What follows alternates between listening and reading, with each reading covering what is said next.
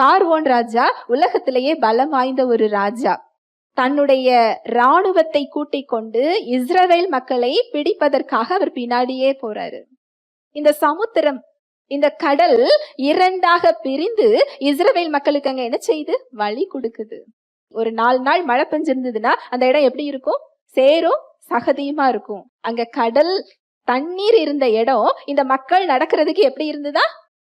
வெட்டாந்தரையாக இருந்துதான். இந்த மக்கள் அந்த வெட்டாந்தரையில நடந்து போறாங்க.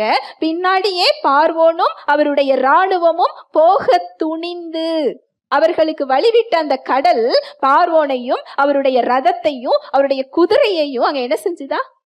மூடி போட்டது. எப்பேற்பட்ட அதிசயம் இல்லையா? உலகத்தில் ஒன்று நடக்குது, உலகத்துல ஒரு அனுபவம் இருக்குது, உலகத்துல இது இப்படிதான் நடக்கும் அப்படிங்கிறது நமக்கு நடக்க வேண்டிய அவசியம் இல்லை. நாம் அந்த விளைவுகள்ல இருக்க வேண்டிய அவசியம் இல்லை. ஏனென்றால் நாம் இந்த உலகத்திற்கு உரியவர்கள் அல்ல. தேவ வித்தினால் மறுபடியும் நாம் என்ன செய்யப்பட்டிருக்கிறோம்?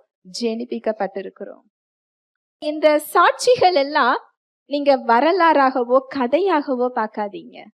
உங்க வாழ்க்கையில உங்க சூழ்நிலைகள்ல உங்களுக்கு நம்பிக்கையை கொடுக்கின்ற சாட்சிகள். அவர்களால் அதை பெற முடிந்ததுன்னு சொன்னா நம்மாலும் அதை என்ன செய்ய முடியும்? பெற முடியும். ஹல்லேலூயா, பிரைஸ் தி லார்ட்.